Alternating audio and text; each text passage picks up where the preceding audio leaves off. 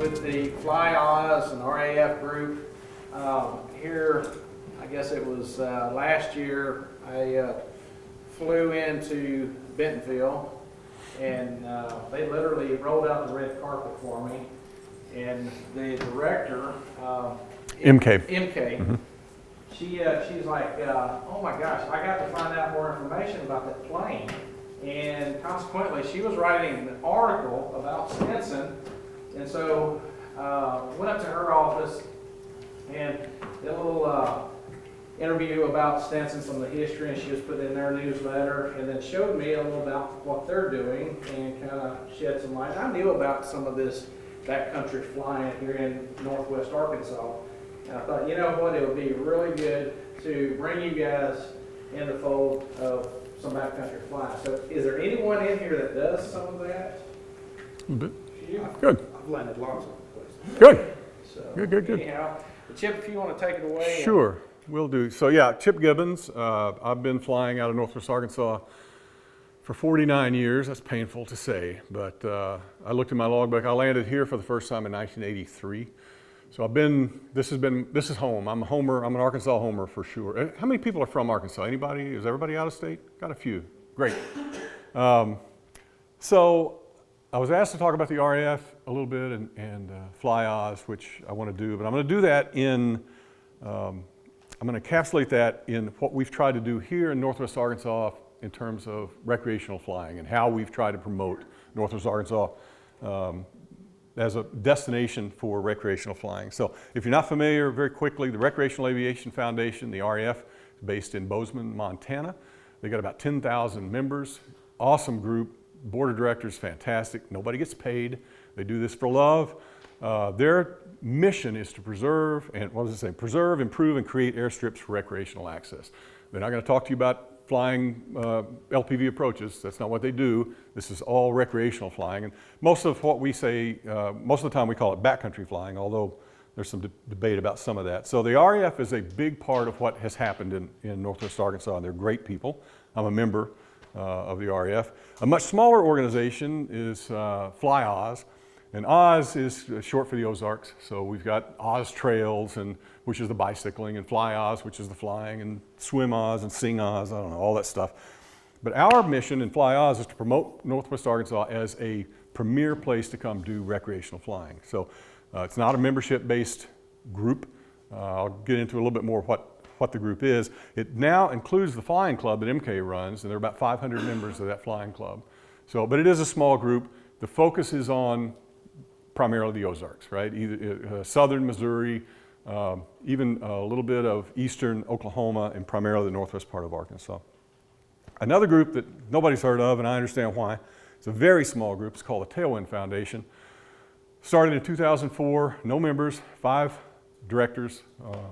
And the mission of that organization started with scholarships. We've given out a little over $120,000 in scholarships for mostly private, but also instrument, multi, whatever, tail wheel training.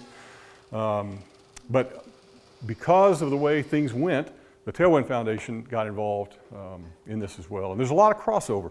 So I'm the president of the Tailwind Foundation. I started it. I'm also was one of the founders of Fly Oz. I'm a member of the RAF. Dave Powell, I don't know if you know any of these names, but Dave Powell is a member of all 3 organizations. We've got, there's a lot of crossover in terms of people's interest. Arkansas is a really interesting place. We knew that we had something a little bit special. The density altitude never gets much above 4,000 feet around here. It is a beautiful place to fly. It's not epic. It's not Idaho. It's not Alaska. But it is a beautiful place. The mountains didn't get pushed up by tectonic plates. It was a plateau millions of years ago, and glaciers eroded in between. So when you look out across the hills that we call mountains, because we don't know any better, the tops are pretty much all the same, and then you have all the hollers that run between, and almost all the hollers run water because of the way it was formed. So we got a lot of water as well. So we knew we had something, why don't people come here? Why aren't people flying in here? So we started with that. Part of the reason is we don't have much public land in Arkansas. I mean, Alaska's got 96% of Alaska's public, right? We are almost all private land, so most of the airstrips around that you see are private, and most of them are tagged restricted. So that makes it a little tough even at the start. I will say, if you started with Alaska at 96% and went to Rhode Island at 1% public land, Arkansas is about 21st. So there are a lot of states that have a lot of private land that if you wanted to start doing some flying on some of those strips, this might be a way, the way we did it might be a way to think about it, all right? All right, I'm gonna run this timeline. I know, everybody's ready for a wine. This whole thing started in 2014. I had taken I'm an instructor and was a DPE until about a year ago, until I had a health issue. But I had an instructor with me, and we made about 10 landings in a J3 Cub at airports he had never been to, all of them on grass, and he was absolutely beside himself. So another friend of mine said, well, how did you even know about these places? Well, I grew up here. I know everybody that owns these places. I fly with most of them. And, well, how do we make it so other people know about this, right? So then I started thinking, do I really want other people to know about this or not? Because it's pretty special to me. So we had this bright idea. We need to find a way to let other people know about these places, right? So we started with an Excel spreadsheet. That we outgrew pretty quickly. This is actually the spreadsheet. It's like, nobody can run with this. This is impossible to deal with. But we knew that we wanted to start capturing some of this information for people to go fly. So we started with a spreadsheet. Then we said, well, that's not going to work. So I'm an old application developer from way back. So I started developing a website, and we called it Ozark Backcountry, to house this information that people could get to. The problem is privacy, right? We got liability issues that all these owners are concerned about. So enter the RAF for the first time. The RAF had been working on recreational use statutes for various states and incorporating aviation language directly into the statute. So I don't know if you guys are familiar with RUS, but a recreational use statute, the legislature of the state, I know Missouri, Oklahoma, Arkansas have pretty solid RUS, recreational use statutes. The idea is we got a lot of private land. Owners won't let people hunt, ride dirt bikes, because they're afraid of liability. So what we're going to say is, go ahead and let people do that as long as you don't charge them for it, and as long as you're not malicious and get them hurt doing something stupid, they're not going to be able to win a lawsuit against you. So we heard that and thought, well, here's a start, right? We can start talking to some of these owners now. So we went actually to, and when I say we, I'm talking about a guy named Chad Cox and me. I make it sound like it's a group, it's just two boneheads. So we take this to a couple of three attorneys and say, would you look at this statute and write down for us what you think? How strong do you think this is? And they did, and they all said, no, this is strong. We're not going to say you're not going to get sued, but we can pretty well say you're not going to lose this thing. So what the RAF did to make that happen in all these different states, they didn't have any luck in Texas. They had a few other states that they ran up against problems with, but it was fantastic. And then they also found insurance company that would insure property owners for liability. And we have one owner here in Arkansas that I know for sure annually pays about $1,000 in premium on top of the recreational use statute. So we felt like we had a pretty good story to take to owners to say, look, we know you might be a little tentative here, but I think we got you covered. So we started going out, and we found out that there was another group, another two guys in Fort Smith that were doing exactly the same thing with the spreadsheet. So we got with them, and we've become very good friends. A guy named Ken Duncan and Dwayne Bell. If you're from Arkansas, you might know those guys. So they started the same thing, and we went to all the people that I knew, and then found out there are a ton of airstrips out there. We counted 60 airstrips within 60 nautical miles of my home airport of Bentonville. And I'm not the guy that's going to go knock on the doors. That's just not my thing. I'll write the program, but these guys are. And they would fly into places and go to the house and knock on the door and say, here's what we're doing. We're trying to put together a network. You must love aviation. You have an airstrip. Would you consider being a part of this network? And we got one of three responses, either hell no, go away, and we did, or it was, I would love to. I'll serve you lemonade and cookies when you come. Please use my airstrip. And then we had the people that were, well, man, I don't know. My airstrip's pretty special. It's real dangerous. Everybody thinks they got the most dangerous airstrip in the world. It's really dangerous, and I don't know if you're good enough to land there. And I'd let you use it, but I need to be called. You need to call me first so I can talk to you, you know. Or you can use it, but not on Sunday morning because there's church right down the street, and I don't want to hear from those people all the time. So we call those people conditional use strips. The others we call permissive use strips. We started with public. That didn't go over very well because it got confusing with the FAA. So we have two types of strips now. We've got permissive strips, knock yourself out. Trigger gap. You don't have to call anybody to go into Trigger Gap, right? Richland Creek, you don't have to call anybody. But we do have some, let's see, McAllister's, I can think of it off the top of my head. McAllister's and some others where you need to call somebody to say, here's what I fly, here's how long I've been flying, here's what I do, can I land at your strip? And they can say, be careful of this and watch for that. And we've had rodent holes and we just hayed, you know, we got bales of hay on the runway or whatever. So those are conditional. So we decided, after that started really humming, we found out that we had 60 or 70% of the owners were saying, yeah, let's do this, why not? We thought it'd be exactly the opposite. We thought we'd get 10% people saying, yes, use our strips. But people were kind of excited about it. So then we decided, let's do the website bigger. We've got it now for Northwest Arkansas. Let's make it bigger. Let's make it for all of the U.S. And so we renamed it from Ozark Backcountry to the Airfield Guide. And I wrote that. That was my program, for what it's worth.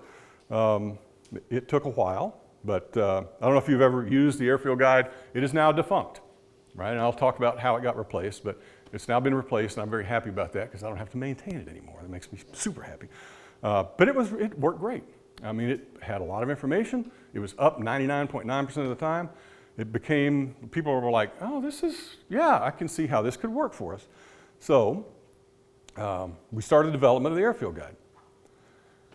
About that time, some people in Northwest Arkansas owned some property and wanted to put an airstrip in.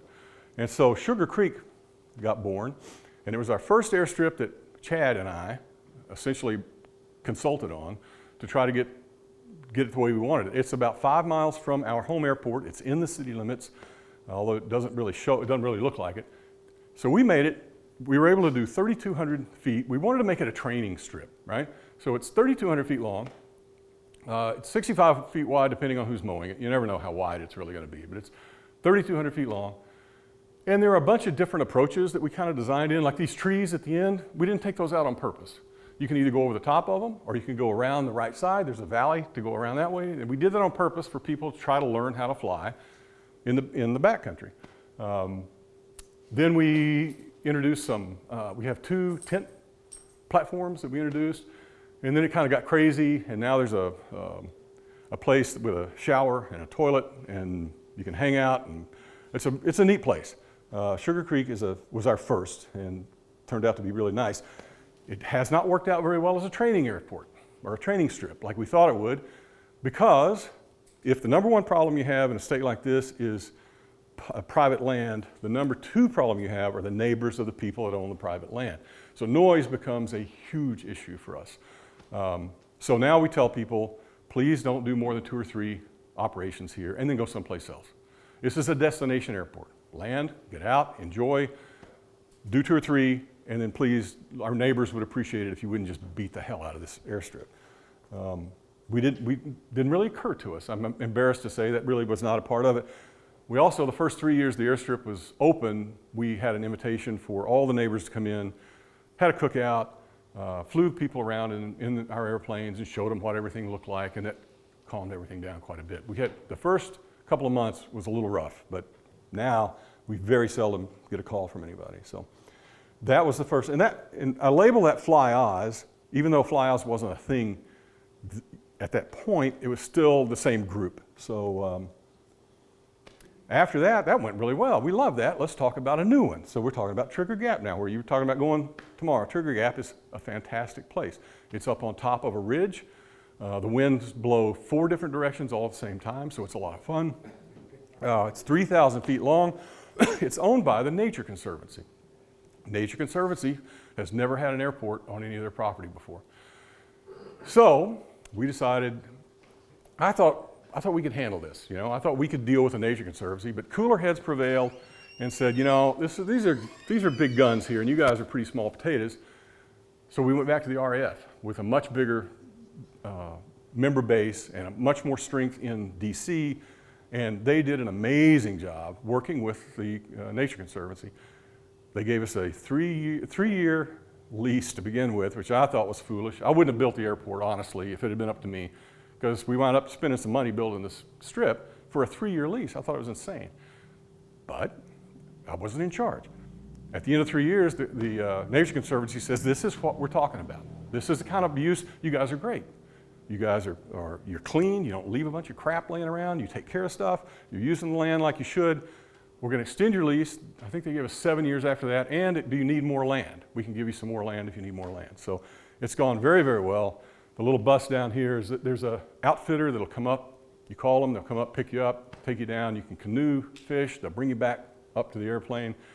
The RAF raised funds for a really cool pilot shelter.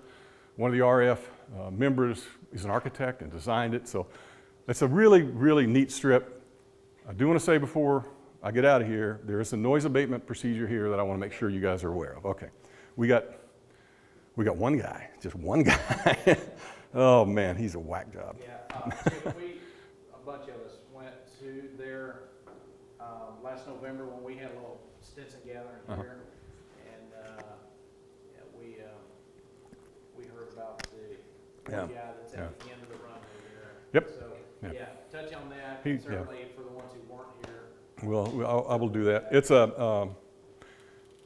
again, if it were up to me, you know, but it's the Nature Conservancy, you know, they can't allow that stuff to happen. They can't allow this guy on social media saying all the crap that he's starting to say. They have to address it.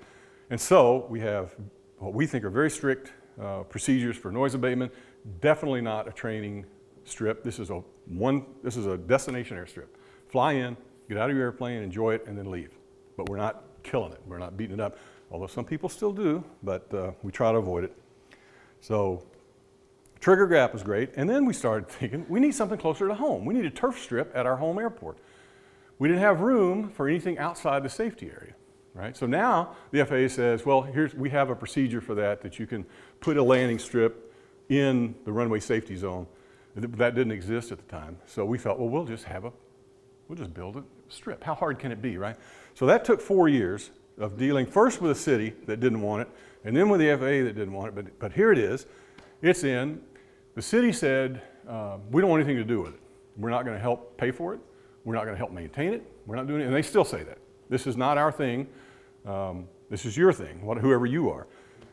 So this is where the Tailwind Foundation got involved. We have a 501c3, and we stepped up and said, you know what, we'll take care of that. We will maintain it. We will fundraise. We'll do all that. We want this strip at the airport. And there are a whole bunch of rules on this we won't go into, but it's not a bad strip. It's irrigated, which is nice. It's rough. I don't know why it's so dadgum rough. We keep trying to, if any of you guys know how to smooth out something like that, let me know. But that was a 4-year project for us to put in a strip that is actually a training strip. And I mean, we have, you probably know this, we have instructors that have never landed on grass. You know, they do short field training on asphalt runways. It's like, I don't understand. So we love this little strip. It's a little bit of a pain with the procedures, but we got it done, and that was a challenge. About that time, the airfield guide that I've been working on for 18 months went live, and that was pretty awesome. It has gone very well. We won't go any deeper into the airfield guide, but that was a huge step for us. Now we got more people flying around, going places, and we're having some feedback saying, man, this airport here, this grass strip here is dangerous. We got a high power line right at the end of the runway. Well, that is kind of dangerous, you know, or this building is this far away from the runway. And had that happen, one of the strips, a guy clipped a wing with his airplane because the building was so close. So we started getting some feedback, so we thought, well, surely to goodness we can raise a little money to help with that. So the Tailwind Foundation went on a fundraising binge, and we did 5 grants to 5 different airfields. We got the high power line taken down, we moved the structure. We had one that had, anytime it clouded up or threatened to rain, the water just ran right across the middle of the runway. So we put in a big culvert, and that has to be big enough to be wide enough that you're not going to run into it. So we got very involved in all that and have made a lot of strips, a lot more usable and a lot safer. So about this time, I guess it was Chad probably that started saying, you know, we've got all this stuff going on. It's going pretty well. We got a lot of people starting to come in now. What do we call this? What is this that we have? So we branded it Fly Oz, and that's where the Fly Oz started. We don't own any of those strips. We just branded them to be able to have some kind of moniker to say, hey, come Fly Oz. Come, we'll help you with it. Come Fly Oz. So the Fly Oz group, 3 or 4 of us, we help people that want to build airstrips. We help them build airstrips with what little we know about them. We will, if you wanted to come in and never been here before and said, I don't know where to go, what do I do? When I go to Idaho for the first time and want to go fly, I don't know where to go. I don't know what's safe. I don't know what I'm capable of. I don't know who to call. Well, this is what we do. We pick up the phone a lot and talk to people. What are you flying? What's your experience? Would you like for me to go with you for the first time? Would you like, bring your spouse, put them up in a hotel, go to the museums, go to the restaurants. We'll fly this morning, in the afternoon. Your spouse can go with you. So it was a whole idea of how do we brand this to make it a little more fun for people to come in. So then we started selling merch, which is, I don't recommend unless you want to spend a lot of time selling merch. That just takes a lot of time. And we did our first, we got some notoriety as well. We were about that time, we got published locally a lot, but also AOPA did a piece on us. AOPA did a video on us. Flying Magazine did a piece on us. Public Broadcasting, PBS, had a really nice piece in Beartunde Thurston's. Everybody all right? In Beartunde Thurston's America Outdoors. So we started getting some press. It started going well. And then the RAF was paying attention, and they said, man, this airfield guide thing is looking pretty good to us. We kind of like it. We've always wanted a database. Our members want a database. It's got some stuff we don't like. It needs some stuff that you don't have, but we're interested. So we did a branding with them where we said, the Tailwind Foundation said, we'll just call it the RAF Airfield Guide. You guys just cruise along here for 2 or 3 years, see if you like it. And if you do, we'll talk about getting one built for you. You know, we'll figure that out. So at that point, we rebranded the Airfield Guide an RAF asset, and they went out to all of their states and to their liaisons and said, can you bring us 2 or 3 or 4 airports to put in the guide? So now we go from having 60 or 70 airfields in the guide to having 300, 400 airstrips in the guide. So that took off, and that was a really nice relationship between the Tailwind Foundation and the RAF. One of the things that they hated about my airfield guide that I built, that they hated, is it really sucks on a mobile device. I didn't build it for a mobile device, I built it for a computer. And when you try to use it on a mobile device, it's awful. It's unusable, admit it. So we thought, well, what can we do to fix that? Well, about that time, 4Flight came out with what they call content packs. I don't know if you're familiar with content packs or not, but it allows people like us to build a file that you can insert into your 4Flight and be able to see other things. Like here was one of our initial content packs. So you can see, you put in a layer, just like you'd put a layer in that's 100 low lead or put a layer in that's traffic. We have a layer that's Fly Oz. And so it shows you here that the green dots here, these are the permissive airports, and the yellow dots are the conditional airports. And then when you click on them, it comes up with more information. It comes up with extended runway center lines. This is trigger, by the way. So this little area, that little red area up there, that is kind of our no-fly zone. We felt like that our guy up there was being really irresponsible or being really rude the way he was handling all this. So we got a decibel meter, went to his driveway, and then I had a friend of mine with a 180, and the stupid prop on the 180 is so loud, and went and came back and said, yeah, we got to fix this. This is way too loud down in that valley. It echoes. I can see why he's upset. So we call that kind of our no-fly area. There's another one here. That guy, he's really a nice guy, but he just didn't like airplane noise. But he did have 2 high school kids. So then they started mowing the runway and getting paid for it, and then all the noise complaints from that guy went away. Amazing. But we still don't fly over his house. That's and then you can bring up more information, and we've written up information about that strip. So that's the content pack as it originally started. We expanded it after that. I really want to know where I am I want to know what's under me and what things are interesting to me. So we started with a POI layer. And so you're flying along and you see something and you look down, it's like, oh, well, that's something, and you poke on it, and oh, that's Hawksbill Crag, and it gives you a little information about Hawksbill Crag, or Christ of the Ozarks, or the Thorn Crown Chapel, or whatever. I don't even know how many we have, but there are a lot. People found that really interesting. So we added bodies of water, because I'm always fascinated by what am I flying over? I wonder what river that is. So you can click on it, and it'll come back and say, well, that's the Mulberry, and that's the white, and whatever it is. So those have been very well received. I think we've downloaded 1,500 or 1,600 content packs at this point.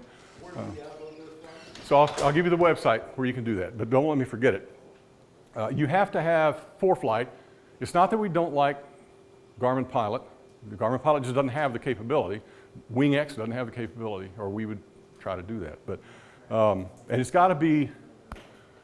It can't be the base level. It's got to be one up from the base level. I can't remember what that's called, but yeah, it's not the freebie. It's not available anywhere else. You have to go through ForeFlight. Yeah, it's only ForeFlight. Yep, that's the only way it works. Happy to talk about doing something different. We just don't know what it is. So about this time, people are starting to say this is working great. We like this. We need more airstrips.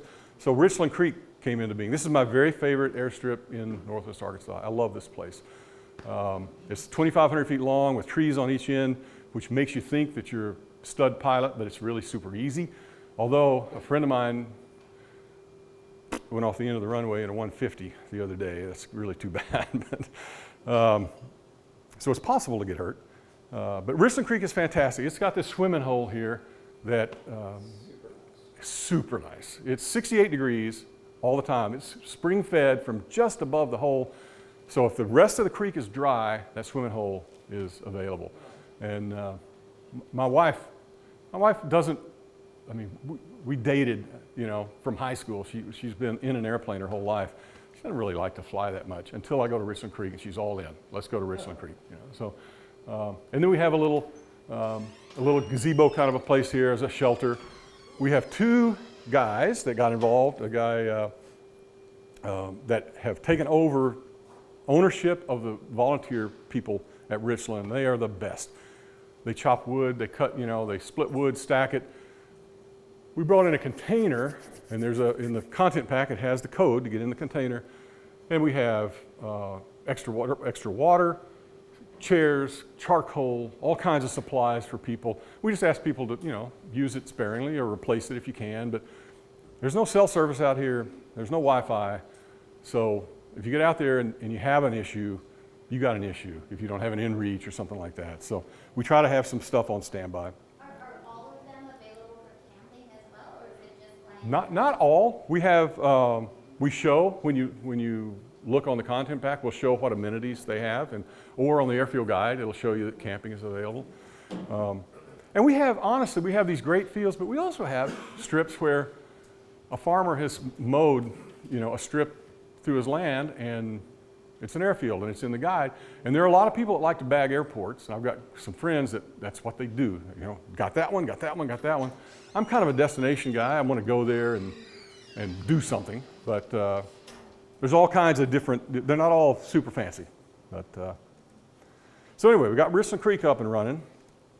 Then we needed one more, so ARCMO came into being. ARCMO, the Arkansas-Missouri state, the line goes almost right through the middle of that airstrip. It's on, you land on one end and taxi down to the other state. ARCMO is great. It's a little tricky getting in and out of because we got neighborhoods all over the place. So kind of have some corridors you're supposed to fly down. But world-class mountain bike trails out there. There's 2 great swimming holes, great camping. So that's been a really nice addition for us as well. Also about that time we started with our paper maps, because not everybody is that crazy about computers. So we just put together a map, and this is really great for when we sit down with someone and do a briefing. We don't have all the airstrips on here, but the what we call our marquee strips are all on here. So we can sit down and go over the maps, and it has a little bit of information about the strips on it. And these, I brought some of these. I brought several, so I'm going to leave them up here. If you want one or two of these, please feel free. While I'm at that, I also brought some little stickers, which I expect to see on every tail of every Stinson from now on. Okay. So I'd said that the RF was interested in the airfield guide. At this point, in the summer of this year, I had been working with them for those guys, none of those guys had any real experience developing computer systems. So they were going to rewrite the airfield guide and make it mobile friendly in 6 months. That was the deal. So almost 24 months later, they were able to get this thing running. We helped them raise some money to get it developed. And so they have there's the new airfield guide now, and you find that by going to the RAF website, and it is much more mobile friendly for people. So, and again, I'm really happy not to be maintaining that. I just have 2 or 3 other airstrips I was going to show you that are here, and I was going to tell you that the latest and greatest is I had a friend of mine that called. He owns some acreage up in Missouri, South Missouri. He said, I want to put in some airstrips. So we're putting in 2 strips up there, he is. And then he has this old cabin that he's redoing that he's going to make a Airbnb up there as well. So that'll be fantastic. I mean, all we're doing is trying to do a little consulting with him. But Birds and Adventure Sitter, Birds is probably the most famous other than Trigger around.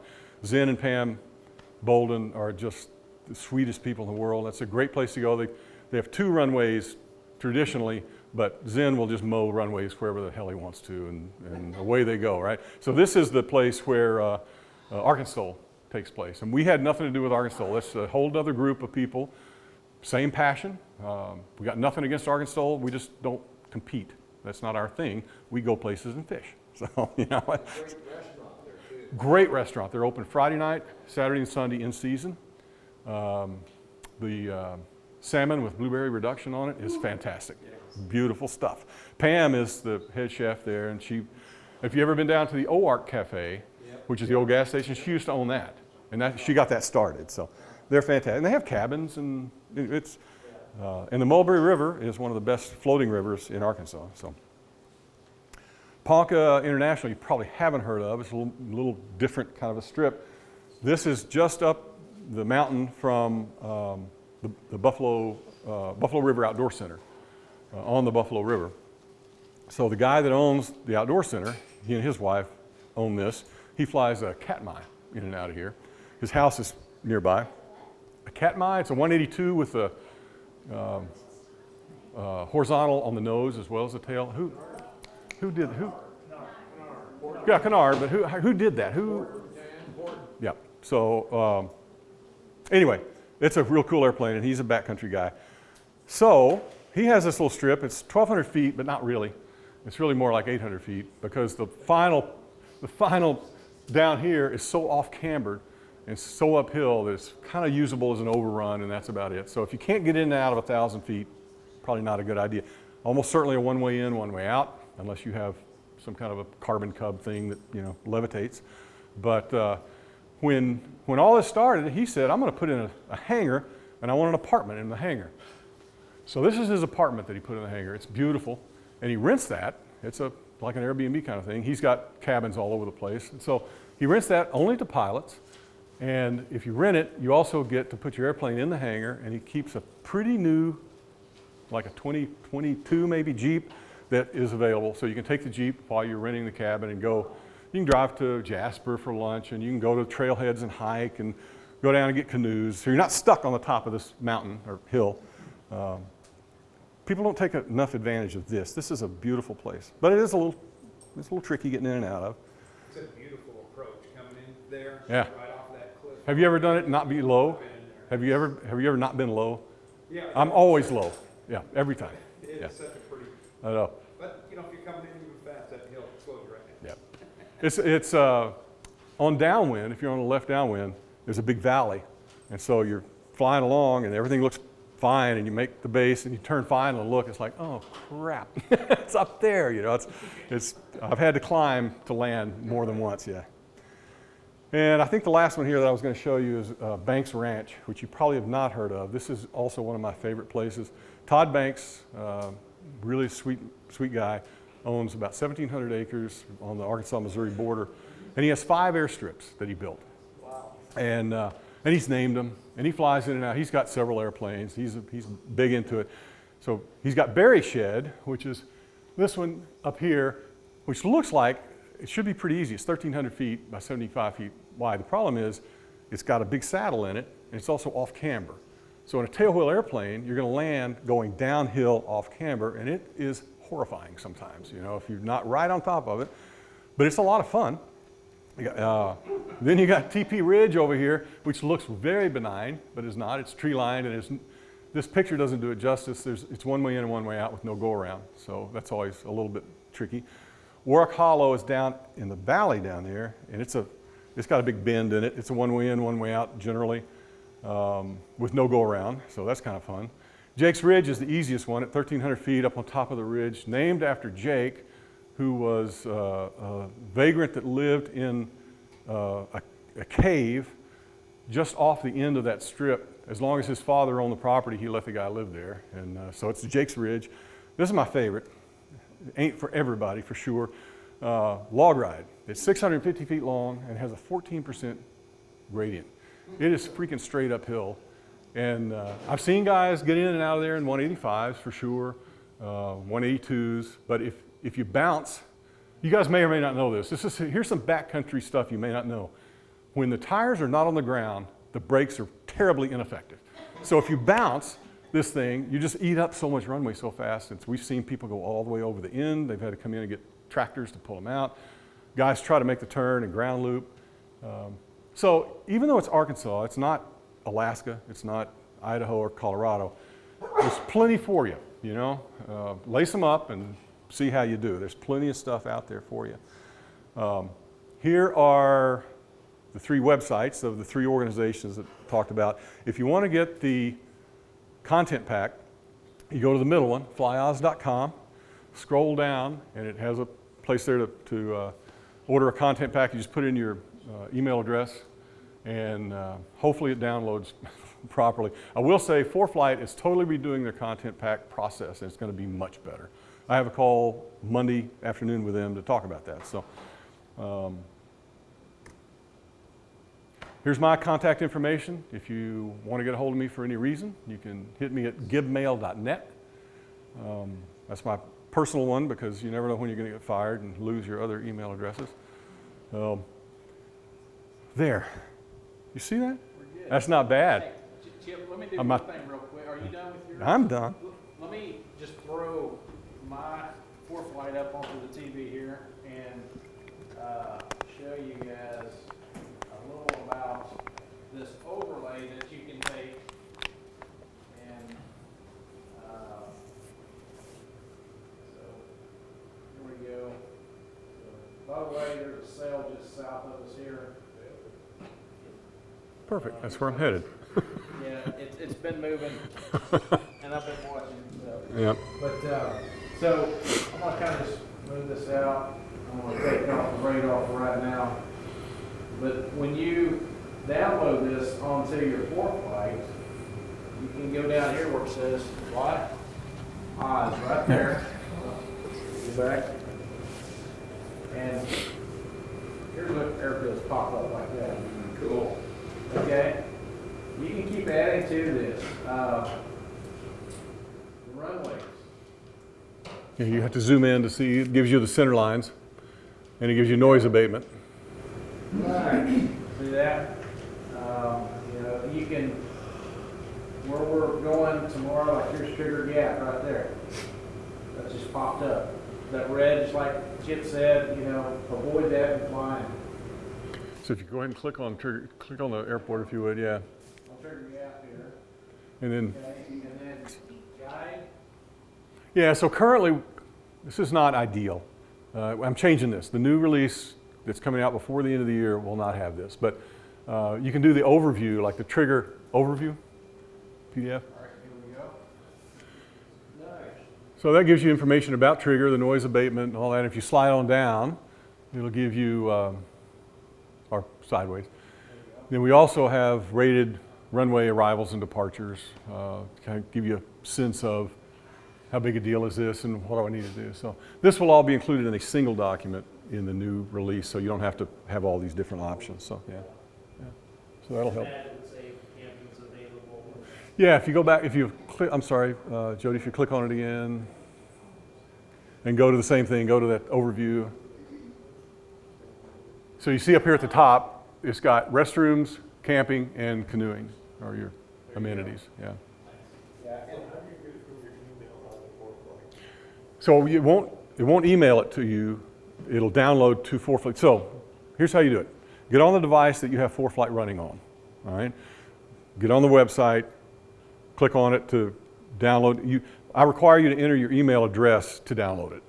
It doesn't email it to you. I just capture the email address so I can send you an email later saying new release, whatever. And then once you click on it to download it, it will go to ForeFlight. ForeFlight will open and it will install. If the stars are aligned. It almost always works. flyoz.com. Yes.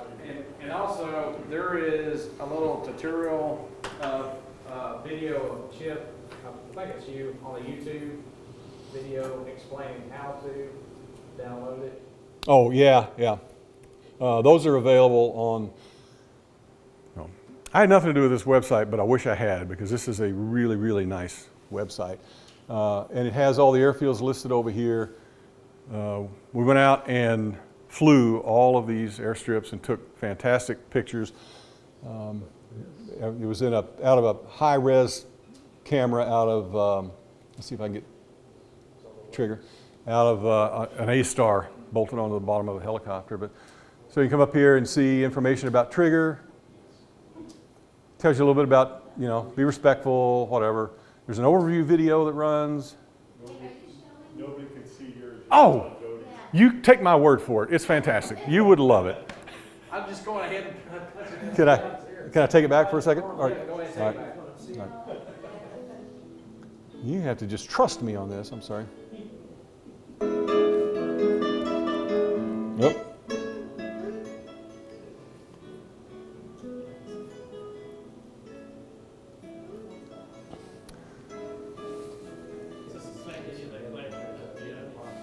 Sorry?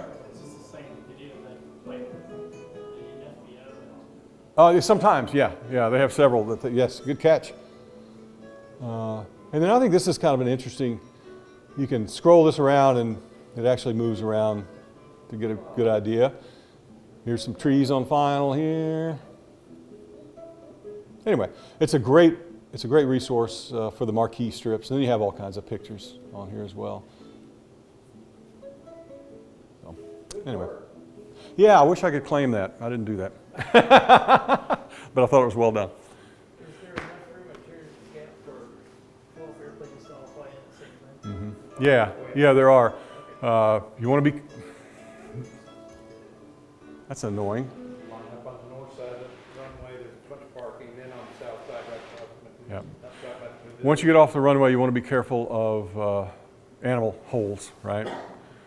We had a Mooney that was there for almost a year that prop strike, got a nose wheel into them. But yeah, plenty of room. And we on the north side, there's a cable that you can tie downs to as well. So thank you guys for coming to Arkansas and appreciate your attention.